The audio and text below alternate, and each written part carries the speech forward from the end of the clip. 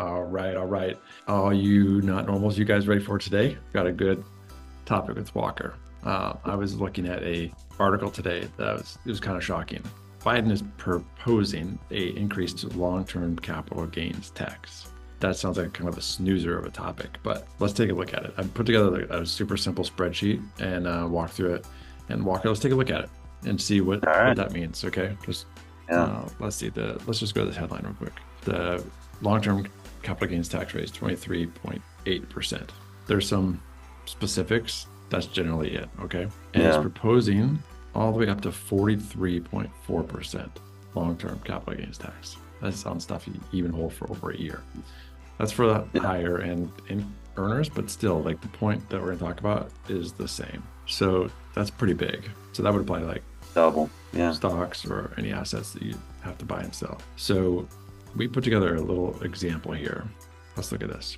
So let's just say your life expenses are 100 grand a year. You're making 100 grand a year. It's good. But due to money printing frenzy and stuff like that, your expenses are going up. Let's just say it goes up by 5, 10, 15%. I think 15% is totally legit. We can look at something like Shadow Stats and you can see compared to where it used to be, like we're in this 15%, and it depends on what you're looking at. Definitely in that range. Food, energy. Okay, that's this column here. This is just 1 year, 100 grand expenses. You make 100 grand at your job, you're doing okay.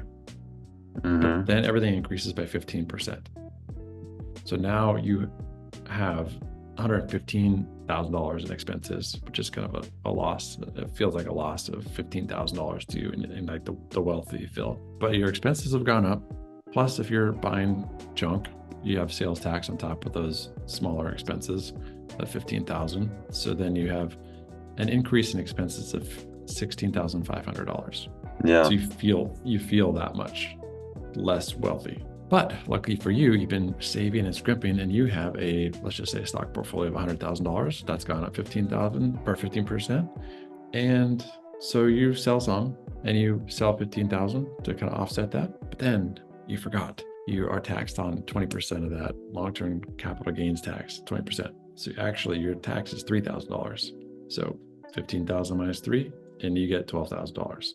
You're like, okay, no big deal. But it is, because you sold off an asset, you made 12,000 net, but your expenses were 16,500. So like that personal like wealth effect is you're now $4,500 less wealthy. And I know there's a lot of nuance to this, but you can generally see what's happening. Is there anything you want to comment on this, Walker, before I move to the next segment here on this topic? Well, I'd just add, this is referring to like in last year. If it's gone up by 50% in the last year, then you're $4,500 less wealthy than last year. Yeah, 1 year. This is a 1 year example. Yeah. And I think that's pretty accurate. Yeah. Your boy Biden is actually proposing to change this to 44% for the highest earners.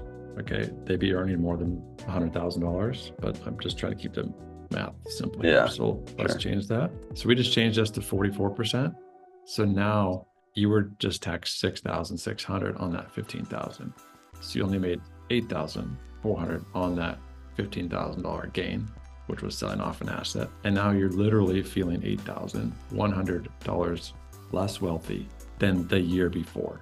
Dude, what does that bring up for you, Walker, as you see these numbers here? Like, when I was putting this together, I was thinking that if your expenses went up by 15,000 and your assets went up by 15,000 and you sold some, you would think it's a wash, like break even, no big deal. But based on this, you're screwed. You're like 10% less wealthy. Dude, let's just do it.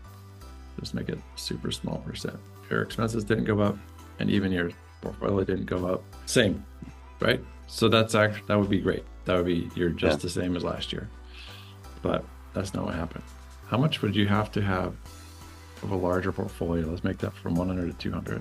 You have to have double your annual expenses in a portfolio if that's what you were doing to make up the difference. Just to be the same. So you have to sell off like what, 1/6 or 1/8 of your portfolio just to make up the difference for 1 year. Dude, that's bad. Here's some ideas here. Like, in this scenario, which is oversimplified, but you'd have to keep selling off your assets just to keep up with the cost of living going up, which is untenable, right? Yeah. You can only do that so many years before your assets are gone if you're not adding to them. Yeah. A couple other observations here. In this dynamic, you really have to acquire high value skills and really choose a not normal lifestyle. Because is your job giving you a 15% pay raise each year? Most people know. Yeah. Yeah, you really want to think about that. And you want to be acquiring income producing assets so you can have things that are producing income for you and keeping up with this increase in expenses. Yeah. Yeah, dude, there's a lot of things at play here. So real serious. I think it should really affect how you think about what choices you're making, especially as a young person.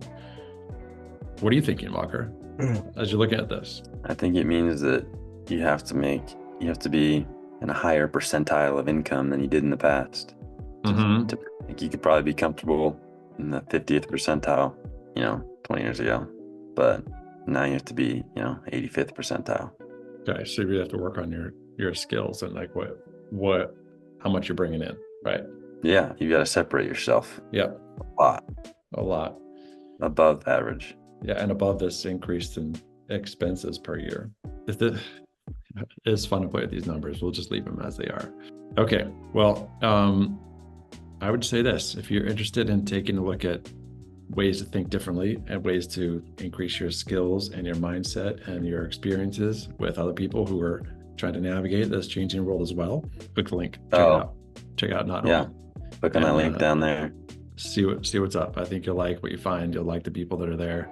And these kinds of thought experiments are really, really helpful. So, all right. Thanks, Walker. Thanks for going through this with me today. Of course. Yeah, it's fun to look at these. So, of course, this percentage increase, this was a proposal. I got through, but the point is still the same. Like expenses are going up. This money printing is not stopping. Yeah. Taxes are probably going up. So these are things to think about. And the best thing you can do as a young person is increase your earning power with investing in your skills and your network and your education. All right, Walker. Appreciate it. Good little breakdown. Yeah. All right. We'll do another fun one tomorrow. Sounds good. Okay. That's All fun. right. We'll see you. See ya. Peace.